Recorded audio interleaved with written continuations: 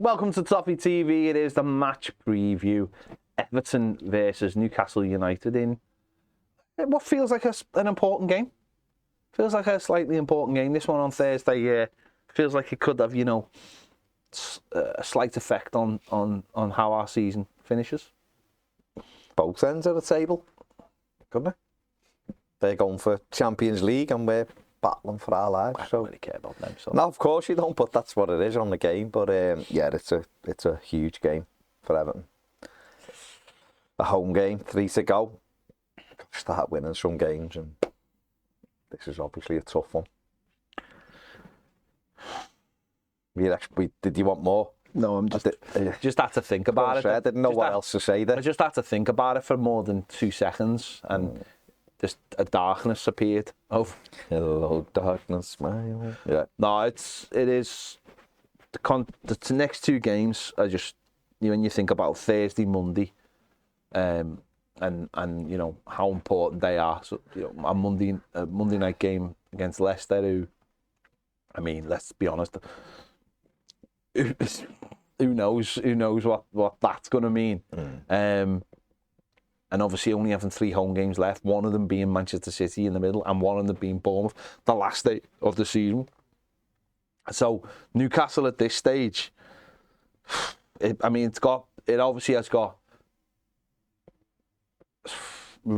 reminds me so much. I mean, will remind all of us so much of last season when we had to play them it was that was a Thursday as well, wasn't it? Well, yeah. And it's such an odd day to play football. And obviously in that one we were 1-0 winners, and it was such a catalyst for the back end of the season. But obviously this one is a lot closer to the end of the season, and as I said, with that Leicester game coming up, it feels like a huge weekend. It's funny because a couple of weeks ago we were talking about Easter and how Easter used to be, obviously you used to play on the Saturday and the Monday, and how that could have huge ramifications for where you finished in the league at the time. And this one almost feels like that way, doesn't it? 2 games that feel really close together. And with so many other games this week and obviously over the weekend, it just feels like this could be a huge weekend for so many reasons.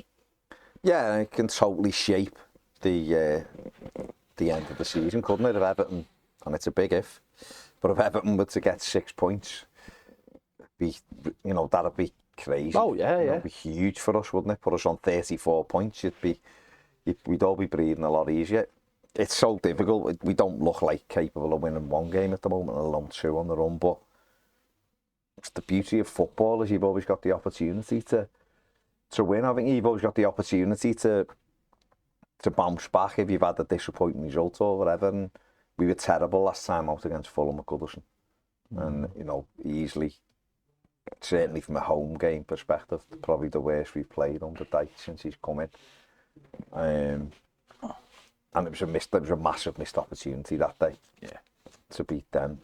If they're to beat Newcastle on Thursday, Everton are going to have to have played to the best of their ability. They're going to need help from the crowd because Newcastle are flying. They're in brilliant form and they're flying. Do you think that obviously Newcastle are 3rd at the moment, time of recording. Do you think that's you have to just put almost to the side who we're playing and what position they're in the league, and because it feels such an important game that I don't think as a fan can we. I mean, we're playing Newcastle. We know they're a good side. We've been excellent this season. That almost has to be put to the side, doesn't it? And 100% of how we look at this game has to be about us, because we know that if Newcastle play well, they'll likely beat us. They're a much better side than us. So do we have to just put that to one side and say it's all about how we play? Because if we aren't absolutely 100%, if we aren't absolutely on it, almost, I wouldn't say 100%, but you know what I mean, don't you? It shouldn't matter how good Newcastle are or anything. It should be, and this is probably the disappointment from the Fulham game. If we don't get to our absolute maximum in this game, every single player, then what's the point? There's no chance, is there? Yeah, it's it's easy to look at it and go, well, they're third, and they'll beat us because they're third. But it doesn't work like that. They've been brilliant this season. We've lost 4 games. It's all a lot, but they've only lost 4 games. But it doesn't really matter. You know, they lost 3-0 last time out of Villa in the last away game. Yeah. They're obviously brilliant against Spurs, but they got beat 3-0. They were terrible at Villa. Yeah. And Villa took advantage of it. And so they're not Arsenal or Man City, you know, in terms of they're the third best, like, but you know. So In fact, I mean, and the irony is, we're unbeaten against both of those sides at Goodison this season. There you go. Let's hope. I'm not convinced it'll be like that when at the end of the season, when City's still got to come. But the Arsenal game was the same. They come to Goodison, they hadn't lost since September. They were flying. They were in great form. It was Dyche's first game. We were all a bit like, just don't get battered. And that day, Everton were brilliant. They went with the crowd. They were energetic. They got the goal. He defended well. And that day as well wasn't a case of we scraped a 1-0 win against Arsenal. Everton, I was disappointed it wasn't 2 or 3. We were that far, we were that much the better side in terms of having opportunities. We limited them to very little. So we can't, you know, we've proved we can do it. Yeah. We went to Chelsea the other week and got a draw there. You know, so we have been in games against good sides. And that's what this is going to have to be like. You're just going to have to see it's a one-off game for us now. It's again, said it before, and it's cliche, but they are a little bit like those cup final games, like cup games. And we've got to go out and we have almost got to put everything Newcastle have done to one side. Make it about us, make it about us doing our jobs properly, make it about us keeping it tight at the back, engage the crowd.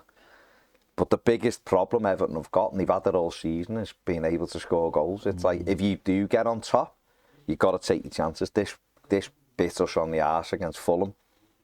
We equalised, and we were all over them till after. This would have put the game to bed, and we missed absolute gilt-edged opportunities and didn't take them. They get back in front, it was game over. Villa was the same at home. You know, Villa, we should have been 3-0 up at half time against Villa. Missed the chances. They scored the first goal and it's game over.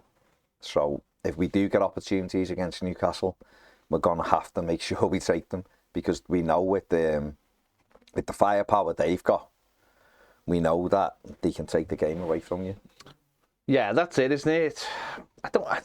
When you listen to Sean Dyche and it almost feels like he's been building up to a moment, or I don't know, to almost like getting to a stage where Everton were going to fully click into place. I suppose for this game, Dominic Calvert-Lewin's at 90 minutes under his belt now.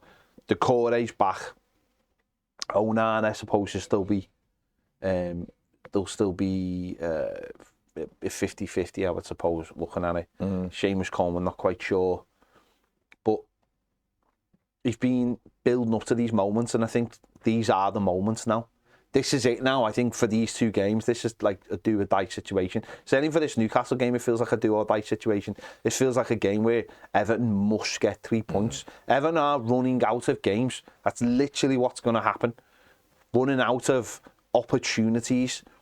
And the thing about it is, it's not like, you know, when you look at the bottom, it's not like everybody at the bottom is winning games. They're not. They're winning the odd game. You know, the odd game in 4 or the odd game in 5. It's not going to be like, there's no one. It feels like to me, the teams who have already made their move have made their move. Palace, you know, Wolves, Bournemouth, they've hit their run to get them away from it. I don't know whether the teams down there, left down there, have got that within them to do that. But, you know, we'll have to wait and see. Obviously, when, again, Leeds are playing Leicester tonight. So it might be a case of just getting, if you get a win at home, it might mean that one more win might set you up with a draw or so to get you into that position.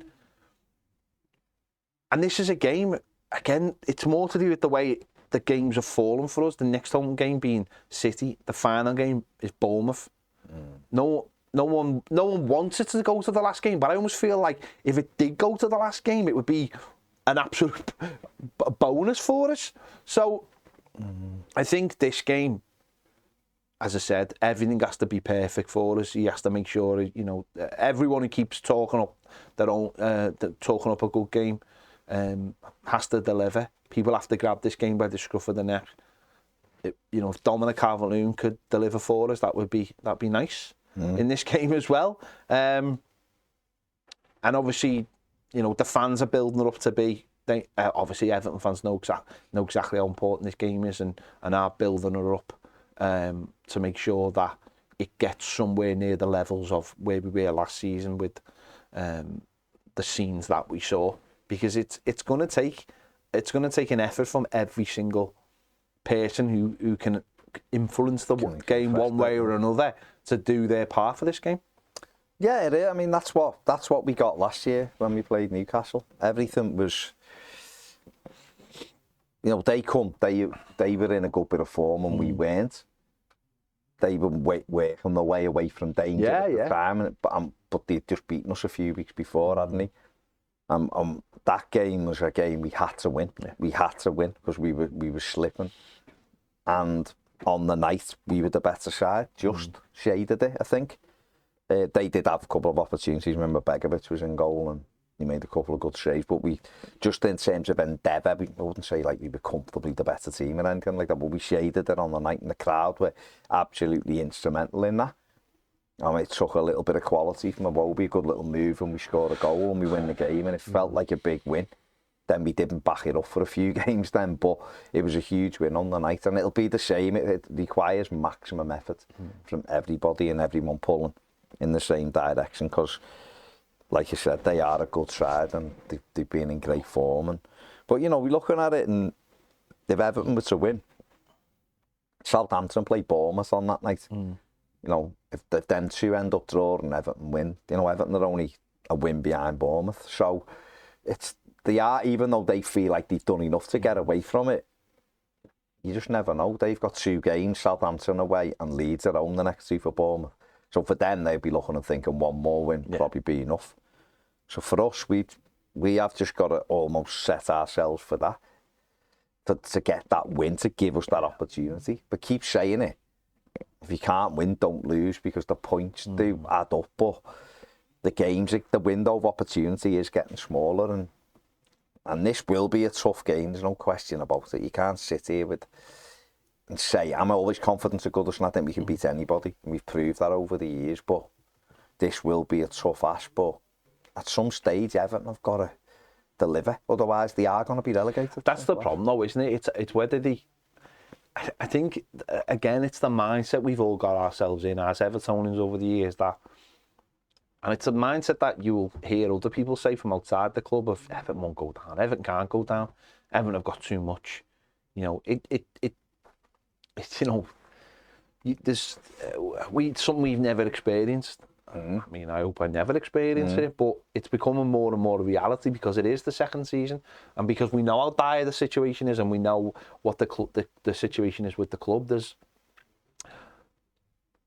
You know, there is that thing of like, oh, we'll turn up, but there's the more games you watch of Everton, you're looking. I mean, the Fulham one. I mean, you know, everyone to a man and the dog was like, the Fulham one is the opportunity. It's a team, not dismissing Fulham, but it's a team without their best player who are on the beach and they've been beaten in the last 4, was it? And it's like, this is your opportunity. If you turn up today, and we didn't turn up, and that was the worst part of it. We didn't turn up. Fulham didn't come in and stroll around and turn us over and play amazing football. They just took their opportunities because we presented them with those opportunities. Yeah. And that's what I'm saying about it. It's like everyone's got to be... If everyone's on it on Thursday night and for some reason we don't win, then a little bit like the Palace game, you have to take a step back and go, if that's the best we can play and we're not good enough, then that is the way it is.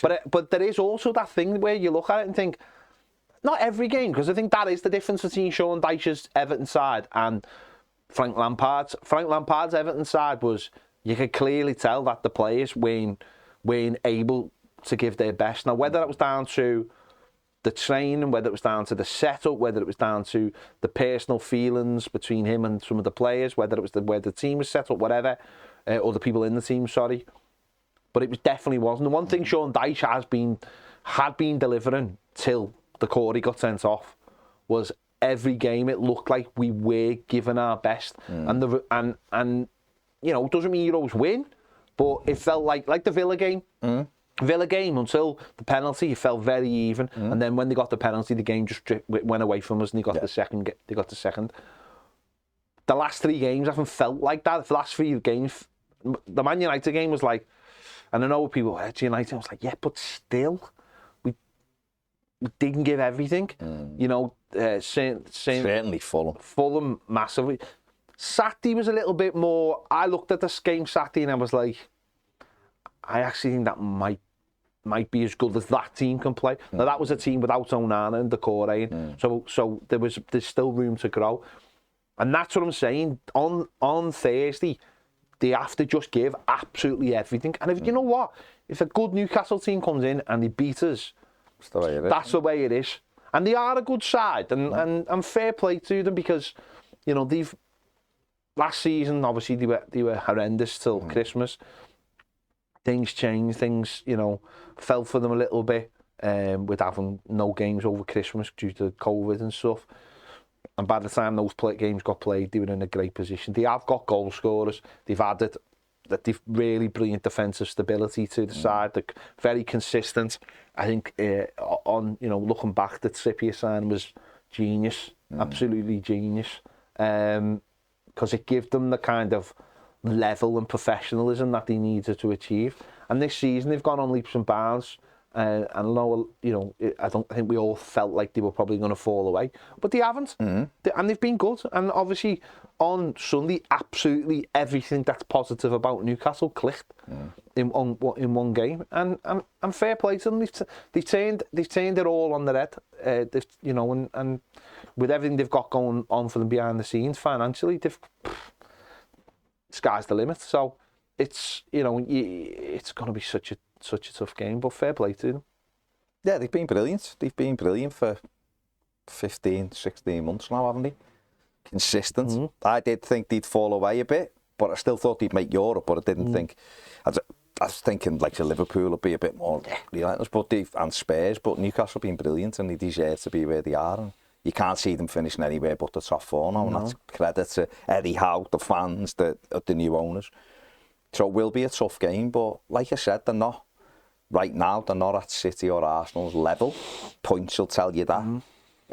But they don't lose games very often, so that's one thing. If Everton are to win, we're going to have a bit of luck on the night, and we're going to have to battle and scrap for everything and hope the football and God's go turn up for us, and we could do with a few gifts. Whether they give them, I don't know. It's whether we take them is the issue. I mean, that's been the problem. Regardless of this game or not, it's been a problem all season. We've got 24 goals in 32 league games. It's embarrassing. It's the lowest. I can never remember Everton being this terrible. Even in seasons when we were awful, we always seem to score goals. Even we just concede loads as well. But we're terrible in the final third. People can make excuses. People can back players and build players up. But ultimately, we haven't been good enough. It's why we're where we are. Newcastle come to Goodison with 3 of their forward players all in double figures. And then every other players weighing in with goals. You know, we haven't got 1 in double figures. It's 4's our top scorer, which is dreadful. And it's not hard to see why Everton are where they are. Defensively, not too bad, Everton.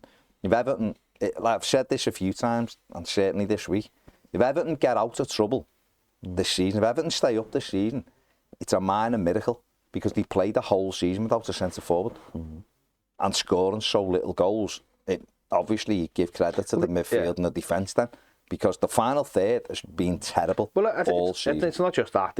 We've played the entire season without a figurehead, a talisman. We have nobody. We've said this loads of times. There's nobody you can get behind. The difference in this, I mean, there's many differences, but the main difference between this season and last season is having a talisman. Richarlison was our talisman. Whether people like him or don't like him, the lad backed himself. He said he was going to keep us up, and he kept us up. He scored the important goals. 9 games. He scored the important goals, but he was the person you could rally behind. He was the person who said to the other side, to the rest of the side, follow my example and we'll be all right. And we haven't got that this season. No. It's what disappoints me more than anything about this team. It's what disappoints me is not one of those players. People, like you rightly said, there's people there who get every single week, people make excuses for them. And what annoys me about all of them is not one of them is prepared to stand up and say, I will take this team, I will do that extra little bit, I will get them going, and you know what, whether it's real, it's not real, whether it's within them, someone has to stand up. And it probably will be. You'd like to think it'd be done now. But someone, while Don wasn't there, should have been doing that. And it annoys me that, because every team should have someone who puffs their chest out and says, I'm prepared to do that little bit extra. And it can't always be, you'll always have your defenders or your captain or, Seamus will always come out and say the right things. But it needs actually someone on the pitch to do it. It's not about words. It's not about rally calls. It's about action on the pitch. And that's what disappoints me more about this team. The problem is, though, mate, you're right. And no, it doesn't come naturally. It's not even naturally. It's ability level. We haven't got someone of that ability to do it. We've had players like Iwobi who will work hard and create chances. We've got no goals in them. Damari Gray is so inconsistent. It's incredible. A lot fell on Dwight McNeil's shoulders of late, and he's worked hard and made him with a few goals. But we've got nobody. Generally, in those situations, you need your centre forward to get you out of trouble. And we've had Neil Maupay, he is what he is, and we've got Ellis Sims, who's very young in Premier League terms, as in he's played a few games. The manager won't even start him in home games, which is berserk. So there's no reason, there's no wonder where we are. It's not difficult to find. No. And we have, but it's not as if we've got 2 or 3 strikers who you go, they should be getting 15 and they're not. We simply don't have. Listen, it's not, you can't make players necessarily better. I'm just really disappointed in the players we have, and certainly the players who went through it last season, because they're all the same players, most of them. It's recruitment, mate. What disappoints me is not one of them is prepared to. Because what I find with a lot of these players is there's some of our players who I look at and think it's almost like you don't think you belong here. Like you're like not too good or not good enough. Too good. But it's not an arrogance. It's not even like that. It's almost like I'm just passing through. Do you know the way the way you used to have players and they'd be here for the longer they were there, the more of a natural rapport. We don't seem to have that with our play. Even like, and I don't know what you think, but even like with Jordan Pickford, I still don't think as an Evertonian, I think for someone who's been in our club for as long as he has, and he's like now he's the captain when Seamus is there, I still don't think he's like, it's like he's ingrained in the club, and I don't think that's his fault, by the way. I just feel like that's the way it comes across. We don't seem to have players now, like Seamus is like the last one where you look at them as part. No, I don't. I'm not. It's like there doesn't seem like there's a belonging within. Like Michael Keane, he's been here for ages, and I just look at him and just think, there's no, like, you don't get it. Maybe it's us, I don't know. There's like, you don't feel attached to them, and maybe that's because of the circumstances, but it does, maybe that does go the other way, and players don't feel like they're attached, and there's always that sort of, I don't know, the relationships don't seem to work, do they? Like the way they used to work with players. And maybe that's what stops players from standing up and saying, I'll grab hold of this, I'll do this, we have a common thing. I think that Charlison was very much in that mode. I think he ingrained himself in Everton. Exactly, yeah. We always had this Everton gear on, and he's walking his dogs with his Everton stuff on, and he loved it. Yeah. And again, it makes the whole thing of him leaving. I think he's one of those players that Everton was not Everton was his level, because I think he's a brilliant player and he's brilliant for Brazil, but Everton was like his club, and therefore he almost should have Harry Kaned it and just gone, I'm staying here regardless, and I know the club. I'll financially sink you. No, well, that was the problem, isn't it? The club but that was the club. No, I know. The club's decisions meant he had to go, but but I think it was almost that. I think Dom might have done, but I think the problem is this is what 2 reasons for that. I think one, football's changed Yeah. I think it's changed now, so therefore you give them that distance because you think they're not going to be here. And the reason why you think they're not going to be here is because of what the press do. So Dom was doing great, and it was he's moving to Arsenal, he's going to Arsenal. So fans then start going, buy into it. Right, fuck you then, go. Yeah. Go. I did it with Lukaku. I stopped like caring for him and just like, yeah, he plays good, yeah, not asked. Go, don't care. Because I knew he was going to do it. Pickford is a little bit of a different one. I think he suffered because he has had all that for years. He's going to go, United want him. But also so many managerial changes, it becomes churn. Those players, you'd always hear about the culture and you've got to buy in and all that. We've had too many men passing through that. Now players are probably just like, pull me share, play for Everton. Yeah, they're all right. Fans are great. I run out to play, I do my job, I go home, I walk my dogs, I make rap videos, I get on every podcast I can. Allegedly. Or they're doing other stuff, whatever. I just don't think that culture's there. No, like, I don't. You're our football club, you're in it. I don't. And I wonder if you're not a top club whether you can do that, but I think you probably can. But the manager has to be secure. I think that's what. No, what's weird is like I think it's actually more important for a club like Everton. No, it is. Sorry, what? No, I know what you mean. When you're security in a team that wins, though, you're naturally there with the fans. Everton did it. Moyes did it, really, didn't he? You're talking about Coleman. We had Kale. We had quite a few. But it has moved on. It's that idea, though, isn't it? But you know what it is, though? It's that idea. And I actually think maybe this is what the Newcastle players have bought into. It's that idea of saying these are the biggest club I'll ever play for. Do you know what I mean? And I think that's maybe where Newcastle players have bought into it, and that's why they are playing better. Because a lot of their players have gone, bloody hell, with the stuff these are trying to do. Name me a player who Newcastle have got right now who's come from a bigger club than Newcastle. Who's come from? Yeah, who they've bought in. Trippier maybe, because he was at Spurs, bigger club than Newcastle. Well, no, I mean, they've all fallen down. They had the kid from Arsenal, but he... No, but I'm saying... No, I know, that's what I'm saying. So I'm saying a lot of their play, like Dan Burn, like Brighton are great, but Newcastle are bigger than Brighton. Yeah, of course. Almiron's come from But that's what I'm saying. America. A lot of their... Because things are going well for them, they're buying into it, and they're like, we'll take this club. Whereas I almost look at it like the other way with our players. It's like there's players... I'll pick one. Damari Gray will never play for a club bigger than Everton, and yet he's never played for a club bigger than Everton. And the way he plays is like I deserve to play. And you watch him and you're like, and listen, no disrespect, but the way he walks around on the pitch, absolutely, it just my head in. And Iwobi's the same. Alex Iwobi played for Arsenal, and I almost feel like when I watch him play, is that he still wants to. It feels like he can play for Arsenal. Well, show me that then. Grab hold of the game. Dwight McNeil.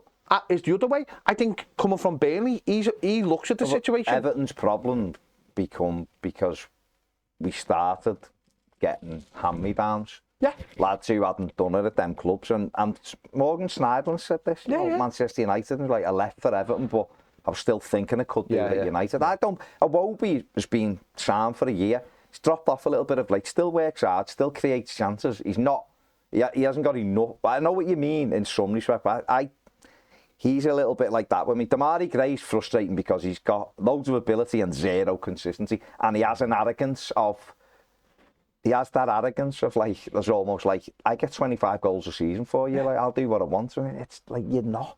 I think Newcastle have done very well, but what they've bought. Yeah, but it's Isaac's going to be is a highly rated player. To me though, it's more like a, but it is that sense of belonging though. To me, it's like, and I might be talking absolute nonsense, but to me, it's like when I watch these players, I get the sense of, well, it doesn't really matter because if Everton go down, I'll be all right. I won't be sticking around. I'll be going somewhere. I think you get that with a lot of clubs. No, I know, but I don't want it from my club. No, I don't give a monkeys. What you laugh at mostly, it makes me laugh about footballers is they're too good to go down with the team. So I'm not playing the Championship. I'm too good. Mate, you were in the team that got relegated, so you weren't that good. And this is something Newcastle didn't really suffer from when they went down last time. You were able to keep most of the players together. But that's the thing, isn't it? It's that sense of... We haven't got that type of play. Yeah, but that's what I'm saying. It's that sense of responsibility. That sense of, like, I want a sense that you people feel like we feel. Like, show me that. Show me it on the pitch. And that doesn't mean, like, running around like a headless chicken. That's, like... I don't know what it's like. It's the intangible. It's the thing with Richarlison. It's the thing that the stats can't show you. Right, what I would, I don't disagree, but I think you're looking for something that doesn't exist anymore, really, in terms Well, of... it existed last season. Did it, though? Some of the players we had... No, it only needs one. It only needs one, though, doesn't it? He was a rarity, well, though. I want one of them to be a rarity. No, of course, listen. I want one of them. Absolutely. I want all of them. I want to feel that bond. I think the problem is once you start changing managers at such a rapid rate, you can't build a culture that everyone wants to be part of the club. Isn't that though personal responsibility? Isn't it? No, it is. Of course, players have to. Haven't players got to look at themselves and say, I'm not going down with this team. I'm not letting this club go. And I want to see that. No, Joel, I like... If you're looking for it, I think if you're looking for anyone who's trying to do it, I think it's I think Tarkowski is another one. I think he gives everything. I want players who can actually influence the game. They've got six. They both can. They've got 6 games. Well, they can have clean sheets and we can still get a draw. Doesn't take you anywhere.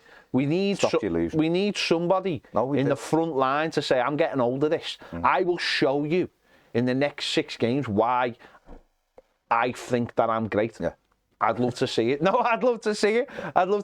Let's have a look at the Everton team from Saturday. Yeah, I mean, obviously Holgate's not going to be involved. Bonus. Calvert-Lewin got 90 minutes, so you imagine. The core will be back. Do you think that'll be James Garner dropping out? I imagine so. Yeah. I mean, he's got an interesting decision to make because if Amadou Onana is fit and he was training, he trained the last couple of days for Palace. But is he fit? But I don't know. That's what I'm saying. But another manager would have played him on Saturday. Yeah. At Palace because he trained Thursday, Friday, and he trained Saturday morning. I think I got told, which means that if he's had no reaction, he's still going to be training. So therefore, you would expect he wasn't out for ages. I'd expect him back in, and maybe they give him another few days so he'd be back in. If he's fit, he's got a decision to make, hasn't he? Because he's got to change to at midfield. So who comes out of it? Obviously, James Garner will come out of it. Then is it Damari Gray because Dom's back? So is it Damari Gray? Is it Alex Iwobi who drops out?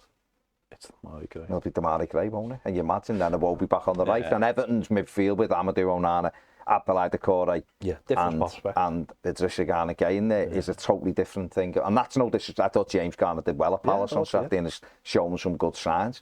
But they're physically bigger players, stronger players. Doucouré does break in the box. And with that Dominic Calvert-Lewin, who likes a goal against Newcastle, of course. So we just got to hope that they're back. Who plays right back? For me, it's Nathan Patterson without it. It shouldn't even be a question. It shouldn't even be, unless Seamus is fit. I don't know whether with a hamstring they want to. I think they'd probably go miss this one, Brighton.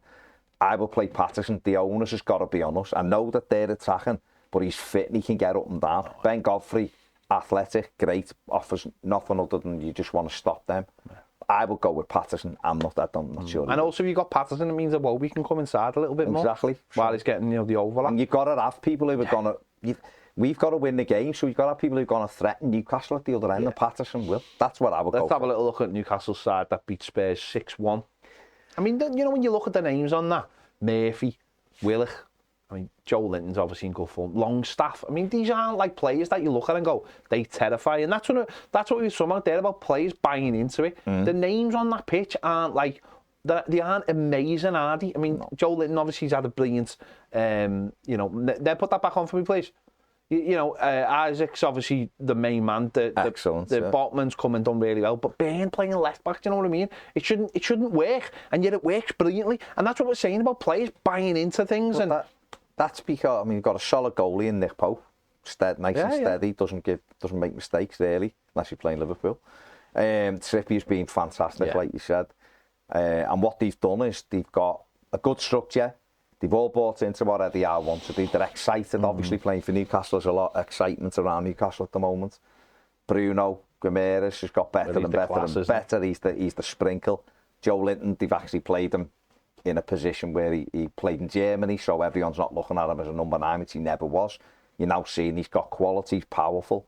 The other lads have bought in, so you don't need a team of Galacticos to have a good side. Yeah. You need a basis, nice structure. You need a sprinkling with a bit of quality, and that's what they've got. They've got money to go, and albeit it'll be restricted by the Premier League rules, but they're still going to have enough money enough space to go and add quality on. So once you get the structure, like people buy in, makes your job easier. And Isaac's been brilliant. They've got Callum Wilson on the bench as well, who scores goals. So they've got Almiron's on the bench as well. Almiron, who's got 11 goals this season, who's excellent. You know, see, I watched him at Atlanta and thought he was a live wire. He come in, took him time to settle, but he's had a great season for them. So, like I said before, they got 3 lads who are all in double figures.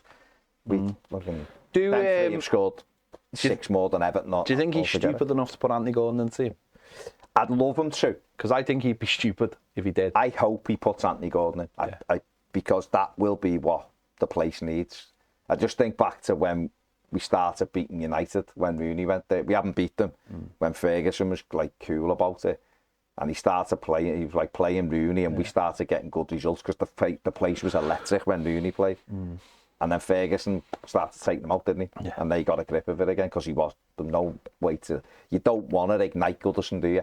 So I hope Eddie Howe has to play him, and I hope he plays because it'll give Everton, it'll give the fans what they want, which is to make it a bear pit. And Anthony Gordon will, you know, he's tweeted, hasn't he, see you Thursday and all that. So that's all we need. That's all as a family. Did he tag Hotwalk in the house or something? I don't know, maybe. I don't know, maybe. Maybe it's the people who mind his car. It was the lids who got round his car in the question. But no, I think from a Newcastle, if I was a Newcastle fan, I'd just be thinking, don't play him because we're in good form, we're a good side. Don't give them any encouragement. That's from Don't play Almiron either.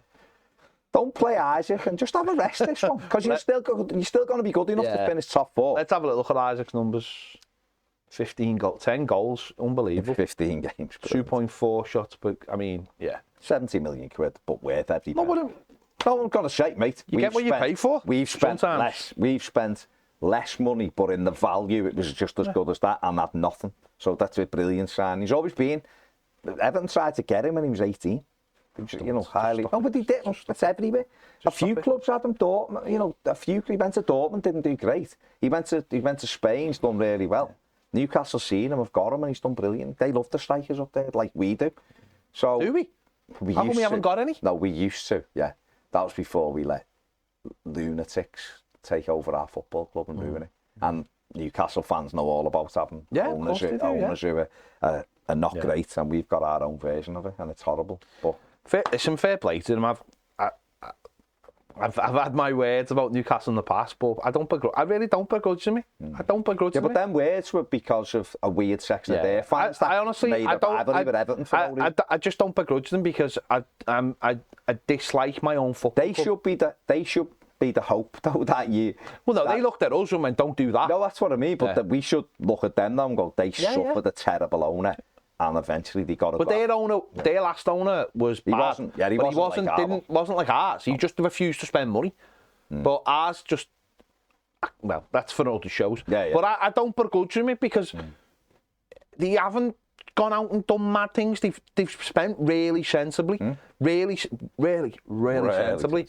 And the build, like we were saying before, they've built actually a culture that the fans can buy into. Hard-working lads who are just improving week in, week out. Yeah. That's a culture I can get behind. I don't know what we've got. I really don't. And it's sad. It's nothing at the moment. No, exactly. It's sad. It really is sad. I mean, even the flags have jumped ship. The flag's like that. Flags have like... The flag's gone. He's praising Newcastle. Yeah, I'm out of here. What is going on? What's going on? When he starts... In this video, you've praised Dwight McNeil and Newcastle. Crazy. Great time. This is what Bill's done. I might need a lobotomy. Honestly, if anyone's got any nails, place for these, don't he? It's what we've been linked to them. Lobotomy. It's got all kinds of net tattoos. He'd be boss for the championship. Anyway, and a top knot. He's got a great sleeve. Whole championship attire, and lots of sponsors on the back of your shirt. Yeah. Oh, well. God, that kit next year will look like a Formula 1 kit.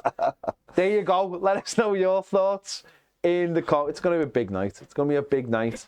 We all have to bring our A game to this one, all of us. AG. Baz might actually apparently get to the ground About 7:30, I've heard. That's the rumour. That's the rumour. That's never happened. That's the rumour. He What time's the kick? It's quarter to 8. Oh, yeah, I might have to do that.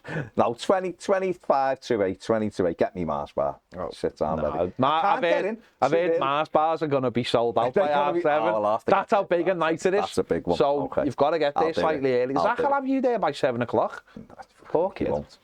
No, he won't. There you go. Not the right train last night. There you go. Let us know your thoughts in the comments. Give this video a like. Subscribe if you haven't already. And for more great videos, exclusive daily live videos, join us over on Toffee TV Premier. The link is in the description and it'll be on the screen in a moment. See you later.